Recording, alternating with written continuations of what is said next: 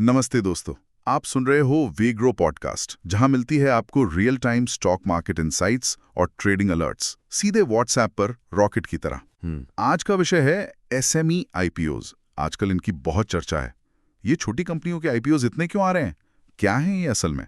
और हाँ, इनमें पैसा लगाना कितना सही है, कितना रिस्की? हमारे पास कुछ जानकारी है, चलिए देखते हैं। तो सबसे पहले आईपीओ तो पता है, कंपनी पहली बार शेयर बेचकर पैसा उठाती है। ये एसएमई आईपीओ क्या चीज है? हाँ, बिल्कुल। एसएमई आईपीओ मतलब ये खास तौर पर छोटी और मध्यम साइज की कंपनियों के लिए है। स्मॉल एंड मीडियम एंटरप्राइजेज आप कह सकते हैं। जी। इनके लिए ना स्टॉक एक्सचेंज पर अलग प्लेटफॉर्म्स भी हैं, जैसे बीएसई एसएमई और एनएसई एमओएच। अच्छा, अलग प्लेटफॉर्म। जी, और वहाँ लिस्टिंग के नियम वो थोड़े आसान रखे गए हैं मेन एक्सचेंज के मुकाबले, ताकि ये जो उभरती कंपनियां है ना, इन्हें पैसा जुटाने में ज्यादा दिक्कत ना आए। समझ गया, नियम आसान है। पर ये कंपनियां होती कौन है? मतलब क्या ये जानी मानी होती हैं जैसे बड़ी कंपनियां? अक्सर नहीं, ज्यादातर ये छोटी मैन्युफैक्चरिंग यूनिट्स होती हैं, सर्विस देने वाली या फिर अपने इलाके में रीजनल लेवल पर काम करने वाली कंपनियां। साइज शायद बहुत बड़ा ना हो, पर अर्थव्यवस्था में इनका रोल वो काफी अहम है। कोई उदाहरण है जिससे थोड़ा अंदाजा लगे? जरूर। एक कंपनी है गैलेक्सी मेडिकेयर लिमिटेड। ये सर्जिकल ड्रेसिंग, प्लास्टर बैंडेज ये सब बनाती है। अच्छा। सोचिए 1995 में बहुत छोटे स्केल पर शुरू हुई थी ये, और आज ये देश की दूसरी सबसे बड़ी प्लास्टर बैंडेज बनाने वाली कंपनी है। अरे वाह, 1995 से आज दूसरी सबसे बड़ी, ये तो कमाल की ग्रोथ है। बिल्कुल। और एसएमई आईपीओज जैसी चीजें ही ऐसी कंपनियों को आगे बढ़ने में मदद करती हैं, उनको वो जरूरी कैपिटल देती हैं। और ऐसी तो हजारों कंपनियां होंगी भारत में। अर्थव्यवस्था के लिए इनका क्या महत्व है? महत्व बहुत ज्यादा। एसएमईज तो भारतीय अर्थव्यवस्था की रीढ़ है। आप देखिए, देश के जीडीपी में इनका करीब 30% हिस्सा है। 30%? हाँ, और भारत के कुल एक्सपोर्ट्स में लगभग 40%। और सबसे बड़ी बात, ये करोड़ों लोगों को रोजगार देती हैं। आईपीओ के जरिए इन्हें पूंजी मिलती है आसानी से। उससे ये अपना बिजनेस बढ़ा सकती हैं, नई टेक्नोलॉजी ला सकती हैं, मतलब तेजी से आगे बढ़ सकती हैं। तो कंपनियों के लिए तो फायदा साफ है, पैसा मिल गया, बाजार में पहचान, मतलब क्रेडिबिलिटी बढ़ी और एक्सपेंशन का मौका। निवेशकों के लिए क्या है इसमें? निवेशकों के लिए भी ये काफी दिलचस्प हो सकता है। उन्हें ऐसी कंपनियों में जो अभी उभर रही हैं, बिल्कुल शुरुआत में निवेश करने का मौका मिलता है। अच्छा, मतलब अर्ली एंट्री। हाँ, अर्ली एंट्री। अगर कंपनी चल निकली तो रिटर्न जबरदस्त मिल सकते हैं। और अगर बड़े लेवल पर देखें तो ये देश में इनोवेशन को बढ़ावा देता है, रोजगार बढ़ाता है और खासकर छोटे शहरों, कस्बों में इकोनॉमिक ग्रोथ लाता है। सुनने में तो ये बहुत अच्छा लग रहा है, लेकिन जहां इतना बड़ा मुनाफा है वहां रिस्क भी तो होगा। आपने बिल्कुल सही पकड़ा, रिस्क भी कम नहीं है। सबसे पहली चीज एसएमई स्टॉक्स में लिक्विडिटी। वो अक्सर कम होती है। लिक्विडिटी कम मतलब जरूरत पड़ने पर अपने शेयर बेचना मुश्किल हो सकता है। खरीदार शायद आसानी से ना मिले।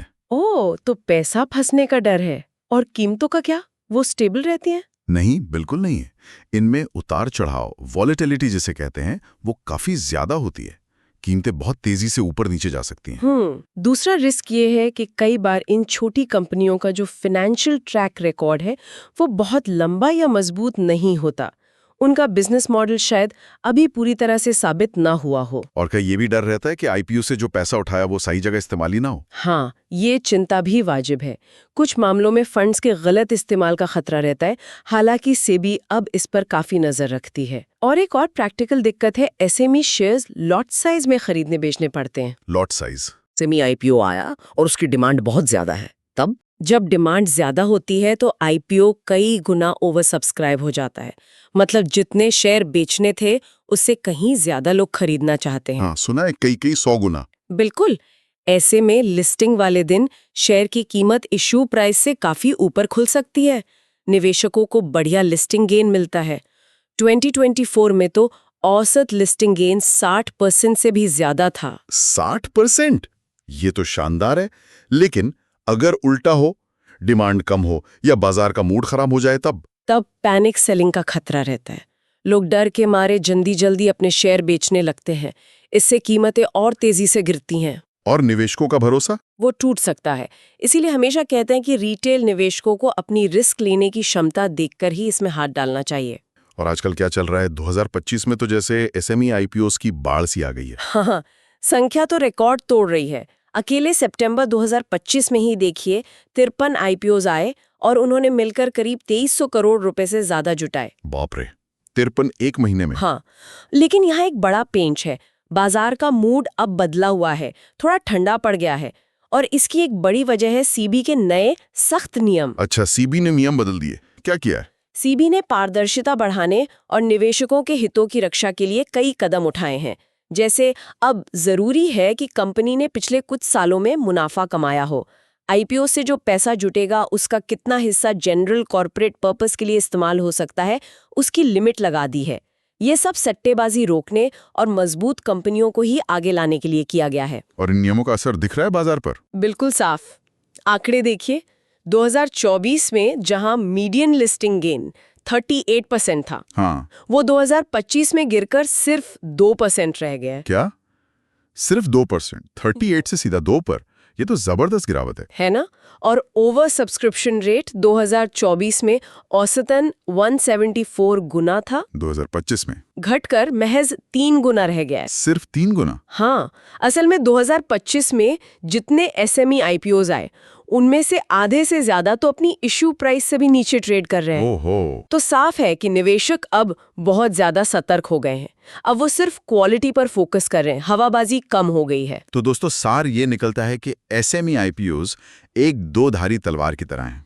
सही कंपनी सही वक्त पर मिल गई तो आपको मल्टी बैगर रिटर्न्स भी दे सकती हैं, लेकिन गलत चुनाव या गलत टाइमिंग हुई तो नुकसान भी बड़ा हो सकता है। मतलब रिसर्च और सावधानी ये बहुत जरूरी है। और यहीं पर वी ग्रो के रियल टाइम अलर्ट्स आपकी मदद कर सकते हैं सही स्टॉक सिग्नल्स को समझने में, ताकि आप बाजार में एक कदम आगे रहें। यहाँ एक सवाल सोचने लायक है, क्या सेबी के ये जो नए और सख्त नियम हैं, ये इस उभरते हुए बाजार को लंबे समय के लिए स्थिरता और मजबूती दे पाएंगे, या फिर निवेशकों को आने वाले समय में और भी ज्यादा चौकन्ना रहना होगा और ज्यादा होमवर्क करना पड़ेगा? बिल्कुल, और याद रखिएगा ये चर्चा सिर्फ एजुकेशनल उद्देश्य के लिए है। बुक हम यहाँ कोई भी खरीदने या बेचने की सलाह नहीं दे रहे हैं। आपके निवेश के फैसले पूरी तरह से आपके अपने जोखिम पर है। शुक्रिया।